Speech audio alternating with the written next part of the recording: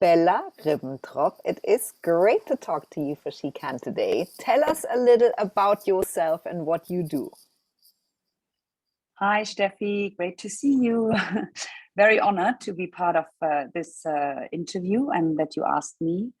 I am currently working for the Swiss Pictet Group, which is a private bank based with a headquarter in Geneva. And I am the head of communications in London. And as well, the global head for branding, advertising, and sponsoring. And another responsibility that I really enjoy, I have, which is partly internal and partly external, the bank, is to be the executive director of the Prix Pictet, which is by now, after all these years, where we started 12 years ago, the world's most known, or I would say most renowned photography award in sustainability and environmental issues. Bella, it's so impressive, all the things you do. You also have 4 children. And Yes. so tell us how you wing it and how you got there. What is the journey that got you to the point where you are today? So I think a very lucky, in a very lucky situation I am, is I have the 4 children. Yes, I raised them. I never stopped working, which I think is very helpful. So I basically started working right after my master degree. And I always somehow, sometimes less, sometimes more, but it was always in my system that I do get up for something in the morning and work for someone. I'm probably more suitable to work within a company because it gives you a structure. Much easier for a mother, I would personally say, to manage 4 children as well, if you have a structure on both sides. That is your household, your children, as well as your job. And I think what got me here, maybe it's a very German attitude as well, is you have to be quite disciplined, unfortunately. You always have to give yourself, as we say in German, a Ruck, which is like a little push, and say, I can do this, I can manage that. It also keeps you on your toes. It also keeps your family on your toes if you're not always available, because they have to actually express what they want and need from you when they see you. I also always try to negotiate from the beginning with my employers that I'm not going to work full time, meaning not 100%, but that I have flexible working hours. Now, I'm very lucky after these 2 years that it became normal to have flexible working hours. I fought for that for many, many years, that I could come and go whenever I wanted to. And I guess in the beginning, you have to prove that you can manage things. And you always have to find kind of a niche or a special project where you prove your I would say your strengths, so that your bosses or whoever it is say, okay, actually she's done it well. So why does she have to come in every Friday afternoon or whenever? So I think the best medicine is to work in flexible hours, so you don't ever feel guilty that you don't see your children, because it's very hard to live with the guilt every day that you miss the ballet performance or a hockey match or something like that. But for that, you need to work harder and more concentrated in the hours you're in the office. So there's no, I'm Googling my latest vacation, or I'm Googling this and this or whatever. Just for me, it was always the best to go to the office, work 6 or 7 hours and go home. No lunch break, no nothing. And then you can actually make it home by 3 or 4 o'clock. I must say that the English school system also helped me a lot, because I lived in Frankfurt in the beginning with the first 2 children. And if children are in the age of 3 years at school until 4 o'clock or 3 o'clock, it really supports mothers who would like to work. It is different in Germany. I think maybe it has changed now, but that helps a lot, that you can actually pack everything until 3 o'clock and then be with your children and see them. Bella, thank you. It's fantastic to listen to you with so many little hacks. Tell me what motivates you. What is it really that motivates you to keep pushing, to keep turning up every day? I think what motivates me the most is, I don't want to go too deep into that, and because I'm not the so-called feminist or anything as such, but my main motivation is, so I'm very lucky. I have 2 girls and 2 boys, to actually show both of them that a woman, and I'm sorry to say that because it is still very in the question what women can do or not do, is that women actually can work with the support of the husband and with the support of the children, and that also my boys see this as a respect for have a certain respect for their mother, and hopefully also for their later on partner or whatever, and support them as well, or support their wives if they marry or whatever they're planning to do with their life. But for both sides, for my daughters, you ask yourself, why are they going to school? Why are we sometimes pushing them? Why are we telling them to study, or why are we telling them to do this and this,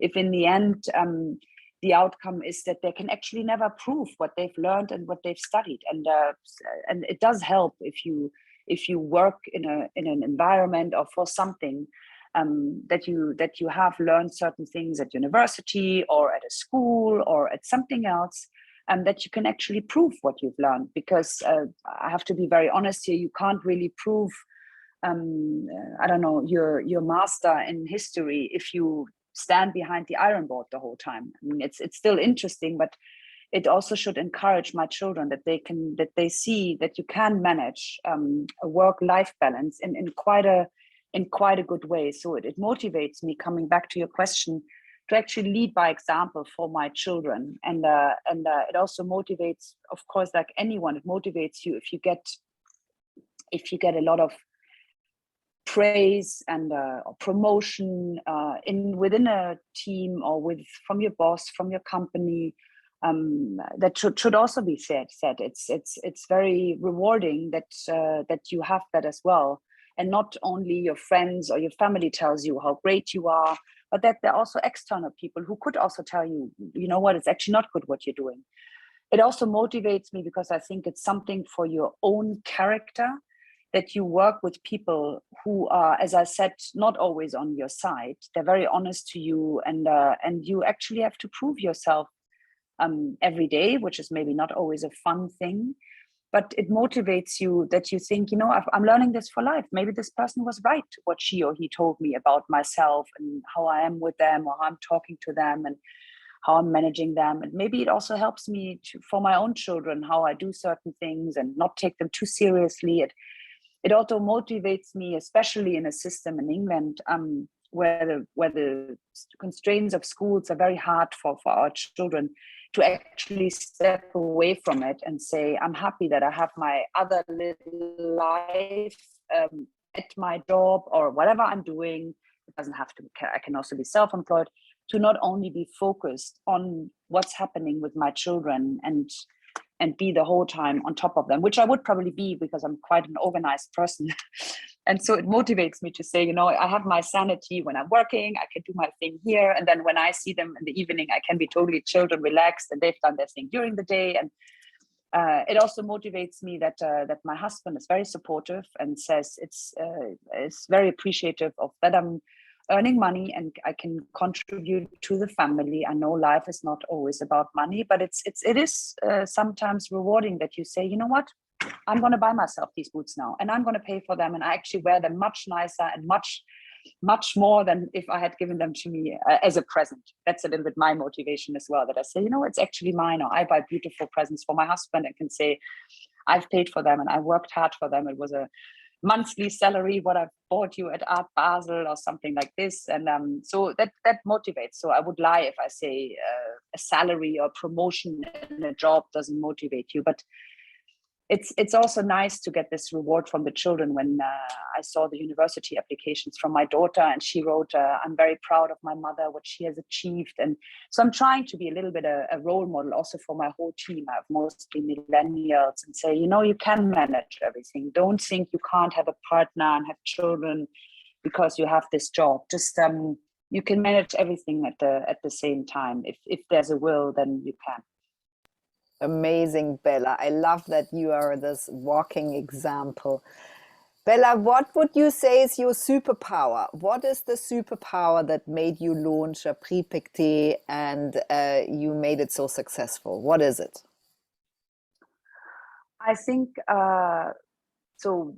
Working within a private bank, and Pictet is the biggest private bank with assets under management in Europe. So it's quite big, but very mysterious, and people actually don't know it, which we want also, which is also my whole idea of being responsible globally for the branding, but also for the Prix Pictet. It actually only boils down to a network. It boils down, if you have a human side, if you can talk to people, and if you have a network. And this is, I don't mean a network outside the bank and say, I don't know, these and these people. This is also very much a network within the bank. So people remember you and say, I remember Bella, and it's very important that you always help people with something. And if it's a good advice so I'm in my bank, I'm a mentor for many, many years, and especially have, of course, as you can imagine, lots of women as a mentee. I also learned from them. So it's a reverse mentoring there. But to also teach them something about how they manage their bosses and how it works and how they should communicate and how they should actually own a room when they come into the room and have certain or different behaviors. I think the more, I'm not saying you have to be friendly to everybody, but the more you widen your network and that people see an added value after they spoke to you and they've learned something from you, or you had some information for them which is interesting, and I'm a very positive person, so I'm very direct too, but I'm very positive. So if I see people, I'm also not going to complain about anything. I'm just going to be friendly and positive and nice and try to listen to them and to their problems or happy moments. So I'm probably the one in the bank who knows the most about the private lives of everyone, and it has never harmed me.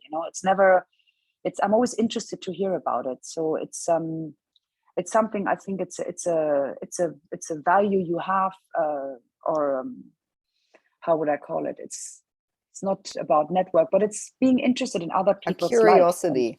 A curiosity, yeah. Yeah. So it helps you a lot if people speak well about you and want to connect with you. And for the Prix Pictet, that's of course a completely different network. This is the art world, and this is sustainability and environmental issues. So that's a more difficult one, because you need to be very different for that network as well. But I try that. So far, it worked well. For me, it always came down to a network question, because for my personal job, Steffi, I can bring in a network to the bank or to Pictet. They don't have to be automatically clients, but I'm happy if people are saying Pictet is a cool brand. I'm happy when people say, if I was rich, I would love to give you the money, but Pictet is a great brand. So I'm not a banker, but I'm responsible for the brand. And if people think it's a cool bank and it's cool, we started this photography award 12 years ago, where no one really spoke about sustainability or photography. That was before Instagram was even founded. I could say yes, we started on the right trip, and everyone was making fun of us back then about photography and why we're doing it. So but it always comes down to actually being happy to meet new people, as you said, being curious, and just also stay in contact with your network. It's very important. And I have many of these people are my friends, and I consider them as friends who I met through my professional life as well, and love seeing them, hearing from them, and all of that. Thank you for sharing that, Bella. That's super interesting. Now, what would your top tips be for other women? I think my top tips would be, don't complain about it's difficult for you and it's difficult in the working world for you or whatever. I mean, if it comes to a working world, or generally, men will not change. So either you make the change and you accept how it is and you know how to deal with them.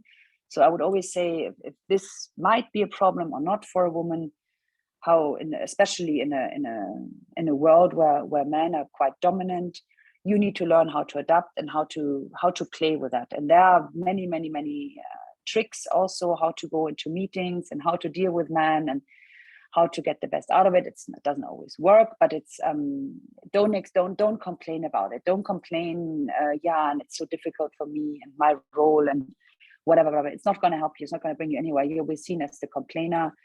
So I would always say this is not a good point. I would also say, as a woman, you also, besides trying to be a mentor for other women, it depends which age you are, of course. Also, always, if you are in a working environment, always try to find someone who can help you, who's a mentor, but also someone who can help you actually, who's a little bit in a different position, who can also help you to promote you in a way. So you need we say you need to find a rabbi who's actually thinks you're doing great things, and to prove that is always actually with projects you're running yourself. Some entrepreneurship is very, very important, that you say, I want to push this through, I want to do this, be it I'm launching a podcast for Pictet, or be it I'm launching a TikTok program now for the Prix Pictet, or things where in the people you have to fight for it, but it's like little projects. You have to fight for your budget to get it, and then you launch it, and then you need to, of course, get the buy-in from others. And the best scenario is that other people want to duplicate you. Also, try to be supportive with other women. That I see very often. It's we shoot ourselves in our leg if we don't support other women. That very happens too often still. I find that women are actually not talking well about other women because they're always afraid, and that's a threat for them. I would say, if you can and if you want, a family is your absolute balance in life, and be it a male partner or a female partner or whatever you decide in life.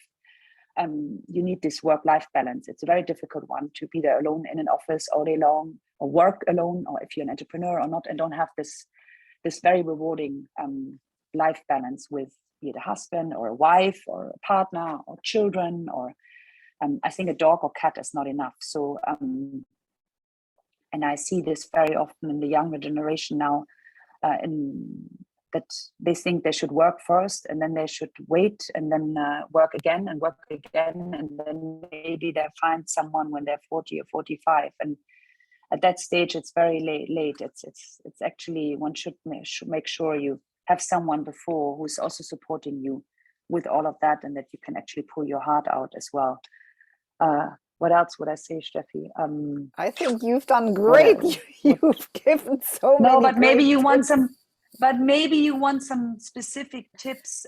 No, I love it. I think your frankness is refreshing, and I really love that you say it the exact way you feel it, and that you've been experiencing it. So that's fantastic, Bella. Yeah. I'm wondering, do you have any future plans or dreams of things you would still like to? I mean, our life is still long. There'll be many things, but are there any main themes of plans or dreams you have? Yeah,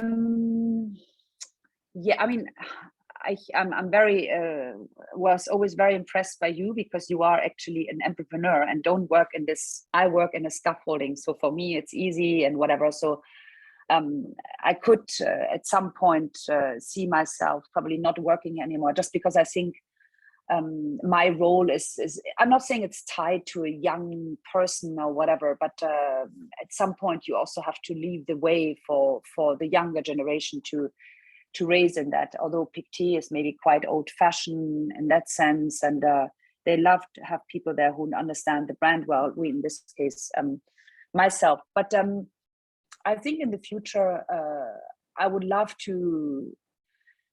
I was always very keen on also helping others. We have a foundation, The Family, set up after my mother's death, which is for psychological help for cancer patients. I'm very involved in the King's College campaign board and support the whole mental health side, which is building a huge complex in Dulwich, the biggest mental health center I think it will be the biggest one in Europe. This has all something to do with fundraising. Now, as I said before, I'm not a banker. I'm probably not very good in getting money in. You are the master in that, Steffi, to fundraise. But I do start liking it, also these boards I'm on. So I'm thinking maybe my added value can also be to sit on different boards, because I've set up the Prix Pictet, which is a company, even though it's in, but it's our own limited LTD. I've worked for a long time with men. I've worked for a long time in a bank, in a financial institution. So I do bring some experience probably, and I have myself children, and I'm married, and so it's all these components which might also help others, that you can tell them about, or teach them about. So maybe there's also an option that I could say I'm happy to become a coach or a mentor or something, but that would mean I have to set up my own company or do it together with someone. Today I had the great idea, why don't I start a university, like maybe where you can study completely different things. I was talking to one of my colleagues. She said, "Oh my God, por favor," she's amazing. Let's do it. Let's start our own university. We need some fundraising and whatever, because someone was talking about a private university. And I said, yeah, maybe we should start this, something completely, I don't know, where you don't study the obligatory whatever. So, but you need, as you know, Steffi, you need a lot of time for that and a lot of energy. And I think I look into that in a few years when all the children are out of the house, besides the little one, but she will probably also run out of the house when the others are gone. So I give myself 3-4 more years of also gaining experience, and then see if I start something on my own, because I think for the second part of my life, I will probably die. My husband always says, you have too much, Sebastian always says, I have too much energy. So I cannot have all the children out of the house and then sit at home all day long, just the two of us with a wired dachshund. Then I need to probably find something with my energy level, or maybe not. Maybe I don't know. But I think a few more years I'll do that, and I still have some visions what I would like to do within Pictet and the Prix Pictet, and then if it's all there where I would like to have it, I'm happy also to hand it over to the next one, and always give my advice, of course, as an advisor, but I would also love to do something and actually help other people, pass my knowledge on, or be it with fundraising in the health sector or something like this, then, because I was very privileged to have this job and have 4 healthy children. And I think then it's a time where you also say, I want to give back as well now, and really do it 100%. And right now I'm only doing it 20% or something like that. So that's what I would love to do in the second part of my life. I know you'll be unstoppable, Bella, and it'll be amazing. Let's see. I don't know yet. Let's see. Thank you for chatting to me pleasure. today, Bella. No, thank you so much. Thank you.